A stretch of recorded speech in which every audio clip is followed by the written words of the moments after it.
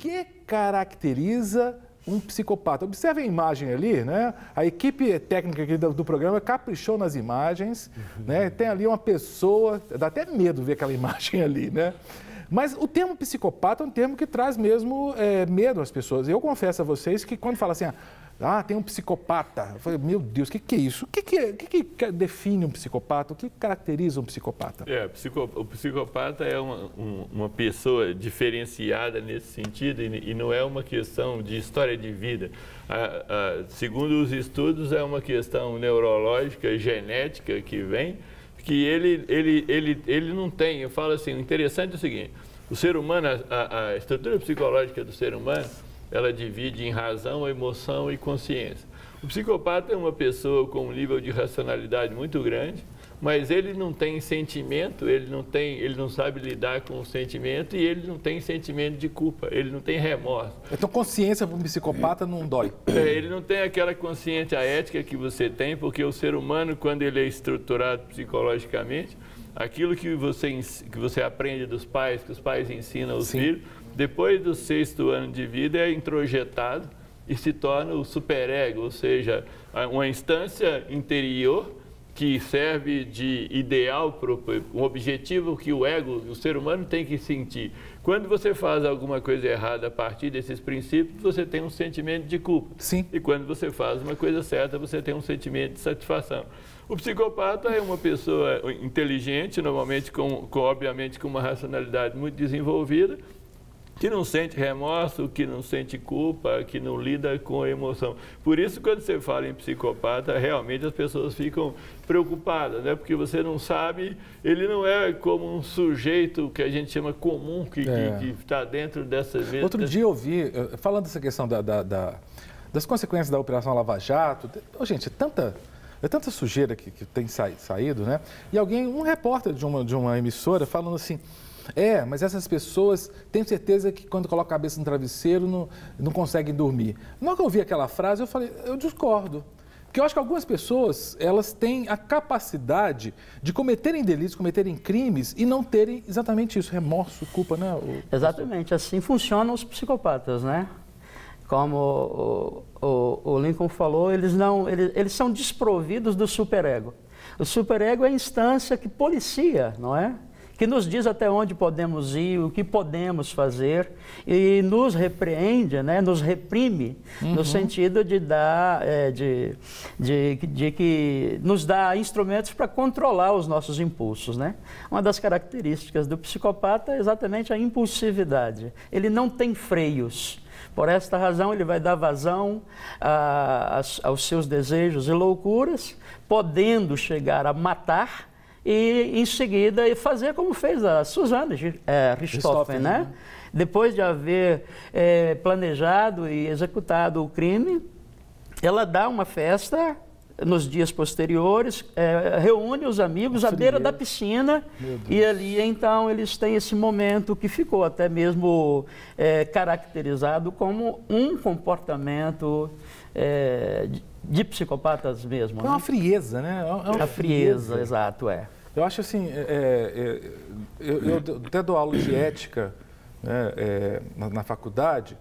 Quando a gente trabalha essa questão do senso moral, que é o começo do curso, você trabalha o que é senso moral, né, que os seres humanos normais têm senso moral. Eles sentem indignação quando vem um crime, né, quando vem um estupro, vem, sei lá, uma pedofilia. Quem tem senso moral sente repulsa por isso. Fica feliz quando vê um ato de altruísmo. Isso mostra senso moral. O que vocês estão me explicando é que o psicopata, ele é incapaz de seguir a normalidade da moralidade. O psicopata é um sujeito que tem a racionalidade dele desenvolvida e é interessante que é a utilização da razão no seu sentido mais bem desenvolvido, porque ele não tem, como ele não lida com a emoção, como o sistema psicológico divide nessas 3 instâncias, a razão, a emoção e a consciência, torna o ser humano mais complexo. Ele é um cara calculista. Sim, ele frio. É calculista, frio, calculista. Então, por isso que... E agora, ele representa, né? Ele sabe lidar com as pessoas, é como uma pessoa que observa o outro e sabe lidar com ele. Só que, normalmente, as vítimas de um psicopata, não, no sentido da convivência com ele, normalmente são pessoas inseguras, são pessoas carentes, porque aí ele sabe representar. O grande segredo dele é representar e saber dizer o que tem que ser dito naquela hora, daquela forma, porque ele não tem sentimento, ele não tem ética, ele não sente culpa. Então, ele faz aquilo que ele acha que deve ser feito. Agora, uma coisa interessante que a gente tem que tomar cuidado é a questão do diagnóstico diferencial. Sim. Muitas vezes, igual, por exemplo, quando a gente entra para estudar psicologia, você ouve uma porção de coisa. Como de louco e de médico todo mundo tem um pouco, muitas vezes quando você fala assim, o sujeito pode ser desse jeito. Aí você pensa assim, mas será que eu tenho isso? As coisas, na verdade, não são assim. Tem muita coisa parecida. A pessoa pode estar, por exemplo, ouvindo e achar que o fulano de tal é psicopata. Por matar uma pessoa... Na psicanálise, por exemplo, você tem 3 estruturas psicológicas que o Freud determinou. A neurose, a psicose e a perversão. O neurótico, vamos dizer assim, é o sujeito comum, o sujeito normal. Sou eu, no sentido assim, de todo mundo que está dentro da realidade, mas tem a própria limitação. Sim. O psicótico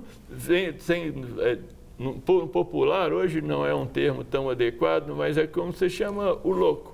Mas é claro que o psicótico hoje, com o tratamento, ele tem muita qualidade de vida.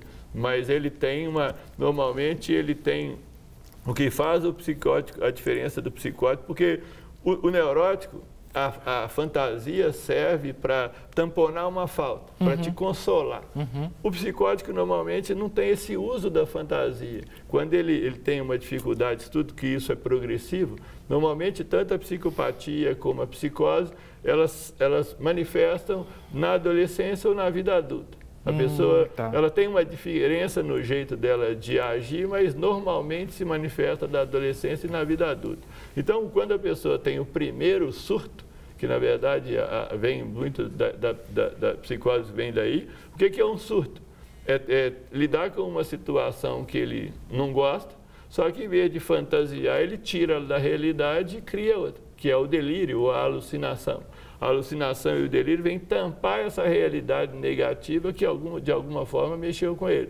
O neurótico, que é o normal dentro dessa coisa, ele muitas vezes cria uma fantasia.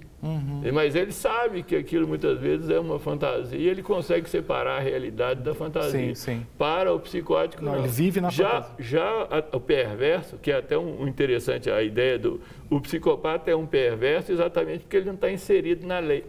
Um psicopata, por exemplo, quando você vê na televisão que ele é pego, ele não tem culpa. Ele olha para aquela cara para você como se ele não tivesse expressão nenhuma. Exato. Você está falando com ele como se ele estivesse falando com ninguém ou com a porta. Ele não tem, e se você achar que ele não acha que ele cometeu um crime, porque a norma é dele.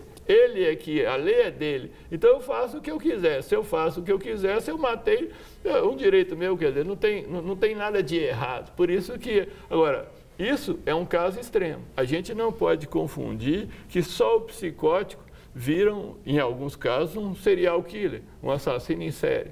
O neurótico pode fazer isso, o psicótico pode matar. Então, quer dizer, é por isso que o diagnóstico diferencial é muito delicado, né? Agora, na psiquiatria tem o transtorno da personalidade antissocial, que é a forma que eles colocaram como um transtorno até para ter tratamento ou para ter diagnóstico, né? Normalmente o diagnóstico da psiquiatria é feito a partir de algumas características, mas o ser humano é assim, por isso que eu falo assim, as pessoas ouvirem isso, elas podem pensar, mas eu tenho isso, fulano de tal tem isso, fulano de tal fez isso, ou matou, ou o jeito... Não, muitas vezes as pessoas, dentro da normalidade do que seria o neurótico, o ser humano pode chegar a matar, pode chegar a fazer uma coisa negativa, por vários fatores, né? Normalmente, essas coisas, as pessoas não têm... No caso do psicótico, já é uma questão mais neurológica mesmo, porque você não vê esse desenvolvimento nele. E segundo a ciência, ele tem uma dificuldade no lobo pré-frontal, que é onde a gente controla a emoção, controla o pensamento, e ele normalmente não lida com a emoção. Loucura. O Leonardo está mandando mensagem. Leonardo deve ser de Belo Horizonte, o código de área 31. Obrigado, viu, Leonardo? Pastor Luiz, o Leonardo diz o seguinte: eu não creio que um psicopata pode ser salvo. Não creio na salvação de um psicopata. mas creio no poder de transformação através de Cristo sobre a vida do mesmo. O que o senhor acha da posição do Leonardo? É curiosa a posição dele. Eu não creio, mas creio. Eu não creio na salvação do psicopata, mas creio no poder de Deus para salvá-lo. Pois bem, a salvação, ela pressupõe o elemento básico do arrependimento, certo? Isto teologicamente falando. Quando falamos de salvação, salvação é um assunto eminentemente, fundamentalmente teológico. Nenhuma das outras disciplinas pode se meter nesse campo, né? Nós vivemos num universo de multidisciplinaridade e temos todas essas disciplinas que se mesclam em muitos campos, né? E compõem uma ajuda mútua. Mas no campo da teologia, as outras disciplinas não têm como se pronunciar. Então não se pronuncia aí nenhuma das outras ciências, não é? É eminentemente teológico o assunto. Salvação pressupõe arrependimento. Se não houver arrependimento, tecnicamente, teologicamente falando, não há salvação. Perfeito. O problema, então, do psicopata é que ele está desprovido do sentimento de culpa. Ele jamais vai poder fazer um meia-culpa, reconhecendo, admitindo, estou errado, reconheço, me perdoem. Só um detalhe. Mas ele pode falar isso tudo. Falar. A minha questão que eu falo, por isso que na verdade você ele pode falsear, essa pode é uma característica, né? Eu só ia dizer o seguinte, porque bate-papo também é cultura. A expressão que você vai continuar o raciocínio, mas porque você falou meia-culpa, que é a expressão correta, né? A expressão latina, meia-culpa, que a maioria das pessoas fala meia-culpa, de metade de culpa. Meia-culpa é uma expressão latina, né? Meia-culpa, meia-máxima culpa. O que é isso? Eu assumo que eu errei. E aí não é só o discurso, né, Dalton? Exato. De fato, assim, olha, eu pisei na bola, eu errei, o arrependimento. E o psicopata... O psicopata, ele não tem condições de fazer isso. Como o Lincoln falou anteriormente, o Dalton falou anteriormente, o psicopata, ele carece de uma estrutura na sua formação, que é o superego, que é essa instância que é uma instância de polícia, né? Isso não pode, isso não deve. E ali, então, quem é normal, sob a ação dessa instância de polícia, a pessoa, então, é inibida em sua ação.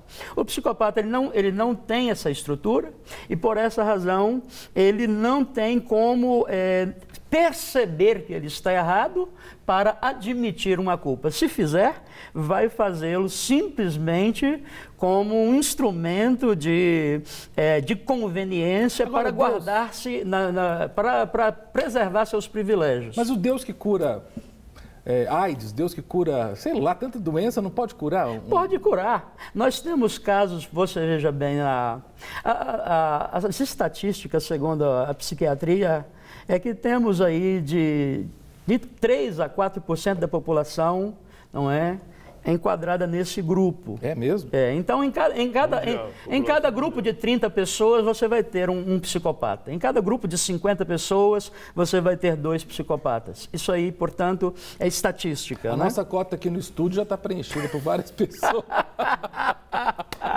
Eu acho que tem grupo aí sem psicopata, a gente tem uns 3.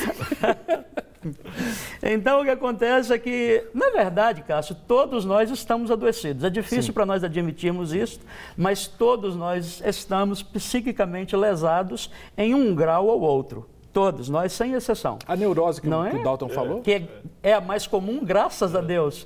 Não é graças a Deus pelos neuróticos. Os neuróticos são muito importantes na construção do tecido social. Mas a nossa construção, né, a construção do nosso aparelho psíquico não é unicamente neurótica ou psicótica, não é?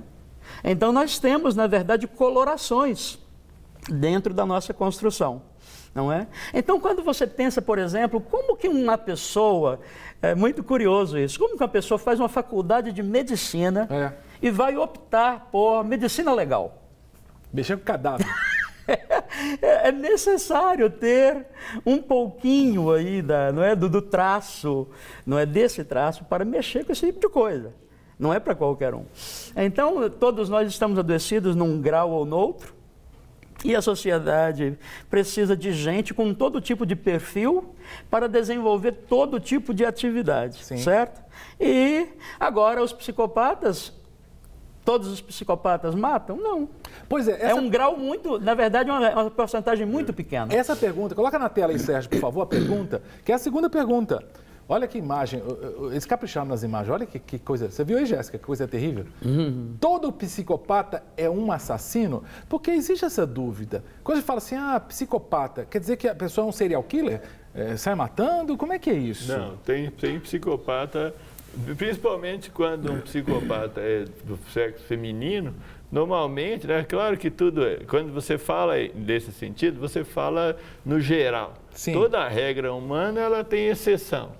Mas, de forma geral, os psicopatas do sexo feminino são mais tranquilos, mais coisas, né? Porque muitas vezes eu falo que tem uma coisa interessante que eu observo, o seguinte, essa estrutura física, fisiológica, tanto do homem e da mulher, gera alguma diferença entre as pessoas. E uma coisa interessante é o seguinte, o ser humano, ele tem 3 instintos básicos, um de autoconservação, o outro de afetividade e sexualidade e o terceiro de agressividade. Mas para que serve isso? Isso uma pessoa bem educada e vinculada com o afeto dá o dinamismo. Mas se um ser humano já cresce mais imaturo dentro da neurose e com vários problemas e não amadureceu, essa agressividade muitas vezes pode ser usada pelo que a gente vê hoje de matar uma mulher porque separou, porque não quer ficar. E o sujeito não precisa ser psicopata. Para receber todas as novidades do canal, inscreva-se e se curtir o vídeo, clique em gostei. Aproveite para acompanhar a Rede Super nas redes sociais.